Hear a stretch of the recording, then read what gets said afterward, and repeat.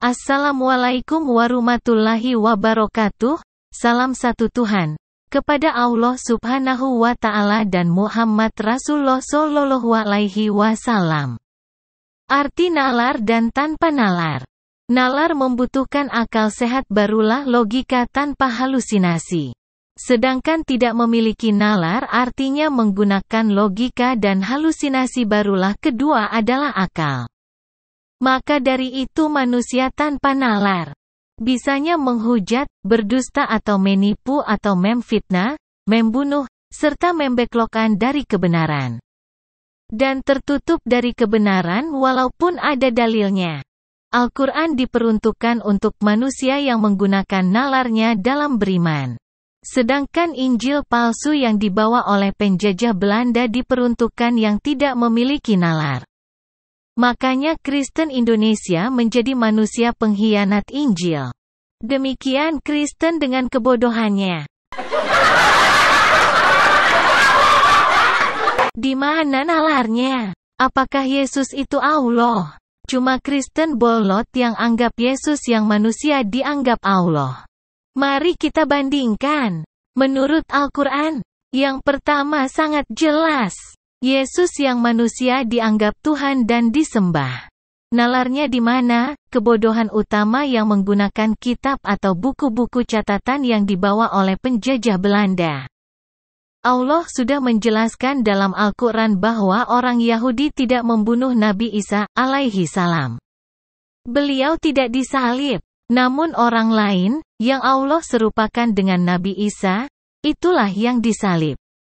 Tetapi Yahudi tetap mengklaim bahwa Nabi Isa telah disalib, dan anehnya, orang Kristen membenarkannya. Dan disebarkan. Ini yang dimaksud penipu yang tertipu, yang akhirnya tertipu secara berantai. Al-Quran menjelaskan. Quran, surat keempat. An-Nisa, ayat 157. Di antara penyebab Yahudi kafir adalah klaim mereka bahwa kami telah membunuh Nabi Isa bin Maryam, sang utusan Allah. Padahal mereka tidaklah membunuhnya dan tidak pula menyalibnya. Tetapi yang mereka bunuh ialah orang yang diserupakan dengan Isa bagi mereka. Sesungguhnya orang-orang yang berselisih paham tentang pembunuhan Isa, benar-benar dalam keraguan-raguan tentang yang dibunuh itu. Mereka tidak mempunyai keyakinan tentang siapa yang dibunuh itu, kecuali mengikuti persangkaan belaka. Mereka tidak pula yakin bahwa yang mereka bunuh itu adalah Isa.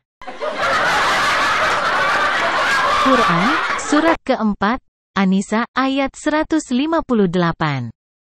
Tetapi yang sebenarnya, Allah telah mengangkat Isa kepadanya.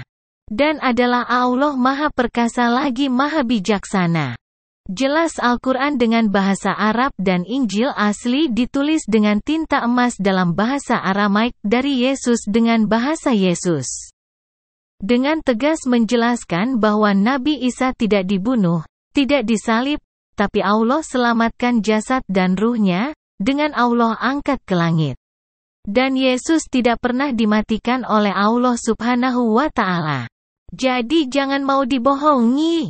Yang disalib adalah sahabat Nabi Isa yang berkhianat yaitu Yudas Iskariot, orang yang diserupakan dengan Nabi Isa alaihi salam yang telah berkhianat itulah yang disalib. Pengkhianat Injil itu tertipu lagi. Yang mengatakan Yesus disalib adalah turunan pengkhianat Injil. Kemudian di akhir zaman, Nabi Isa akan Allah turunkan untuk membunuh Dajjal dan mengadili yang masih hidup yang menganggap Yesus adalah Tuhan. Kalau begitu siapa yang Kristen bolot itu sembah? Yesus atau pengkhianat Yesus alias Yudas Iskariot atau manusia yang dirasuki jin yang mengaku Tuhan? Kira nalarnya bagaimana ya?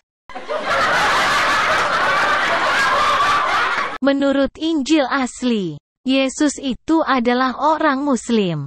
Maka menyuruh umat Bani Israel menyembah Allah. Kristen Indonesia itu siapa? Apa dari Bani Israel? Dan kitabnya apa? Karena Bible itu bukanlah Injil. Menurut Injil penjajah atau Injil penipu. Mungkin karena Kristen Indonesia tidak disunat dan kebanyakan makan babi atau anjing, jadi kelakuannya seperti apa yang dia makan alias error, makanya senang menghujat, menggonggong terus bila diberitakan kebenaran. Ini yang dikatakan oleh pengkhianat Injil. 1. Yesus mengatakan wajib taat pada Taurat. Matius 5 nomor 17 sampai dengan 19. Sedangkan pengkhianat Injil tolak Taurat. Roma 4 nomor 14 sampai dengan 15 dan Galatia 2 nomor 16. 2. Yesus mengatakan wajib disunat. Luke 2 nomor 21 dan Kejadian 17 dan 14. Sedangkan pengkhianat Injil tolak disunat. Galatia 5 nomor 2 dan 6. Pantas pendetanya mendukung LGBT. Pendeta laki kawin sama pendeta laki. Kawinnya lewat mana ya? Apa lewat belakang? Kalau lewat belakang, keluarnya apa dong? 3. Yesus larang minum alkohol. Lukas 1 nomor 15. Sedangkan pengkhianat Injil perintah minum alkohol. Timotius 5 nomor 23 dan Amsal 32 nomor 6 dan 7. Pantaslah pendetanya pada mabok pelaku seks bebas dan senang menghujat, ngak pakai nalarnya, sesuailah apa yang dimakan dengan kelakuannya. 4. Yesus larang makanan haram. Imamat 11, nomor 7. Dan Ulang 14 nomor 8. Sedangkan pengkhianat Injil tidak ada makanan haram. Korin 6, nomor 12 dan Timotius 4, nomor 4 dan 5. Gambarnya saja jelas. Pantaslah hobinya makan babi dan anjing, jadi kelakuannya sama apa yang dimakan, makanya ngak ada yang benar, penghujat, pengkhianat, ngak punya nalar dan adab. 5. Yesus larang sebut Yesus Tuhan. Matius 7 nomor 21 sampai dengan 23. Sedangkan pengkhianat Injil sebutlah Yesus Tuhan surga. Markus 16 nomor 16 sampai dengan 18. Kristen ini kenapa gobloknya minta ampun? Goblok kok dipelihara, katanya penyembah Yesus tapi masih percaya sama Paulus yang gila karena kemasukan rohnya jin. Nalarnya di mana ya? Yesus perintahkan menyembah Allah. Luke 6 nomor 12 dan Matius 14 nomor 23. Sedangkan pengkhianat Injil sembahlah Tuhan Yesus. Roma 10 nomor 9. Gobloknya pengkhianat Injil begitulah. Mungkin makan babi atau anjingnya harus dikurangi, biar gobloknya tidak kelewat batas. Yesus perintahkan tapi yang diikuti Paulus gila. Orang gila kenapa bisa dipercaya ya? Nalarnya di mana? 7. Yesus berfirman dosa tanggung sendiri. Ulangan 24 nomor 16 dan Matius 16 nomor 27. Sedangkan pengkhianat Injil dosa ditanggung Yesus. Kolose 1 nomor 13 sampai dengan 14. Bejat amat ini Paulus. Gambar ini menunjukkan bukti saking gobloknya Kristen yang pengkhianat Injil, karena dosa ditanggung Yesus, beginilah akibatnya.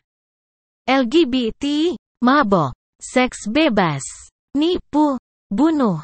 Dosanya ditanggung Yesus. Susahlah kalau begini. Sudah tidak punya nalar, adab, etika. Sama saja meletakkan otaknya di jamben atau di kotoran babi. 8. Yesus katakan Tuhan dan Allah itu sama. Markus 12, nomor 29. Dan Matius 4 nomor 10.